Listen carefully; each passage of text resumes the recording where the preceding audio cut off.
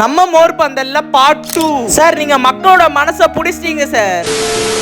ரீசெண்டா நம்ம கலைமகன் சார் வந்து வெயிலுக்காக 25 நாள் மோர் பந்தல் போடணும் அப்படின்னு சொல்லி போட்டிருக்காரு. வர ஆட்டோ டிரைவர் அண்ணால இருந்து நிறைய பேருக்கு மோரை கொடுத்து அது கூட ரோஸ் மில்க்கும் கொடுத்து குடிக்க வைக்கிறாங்க.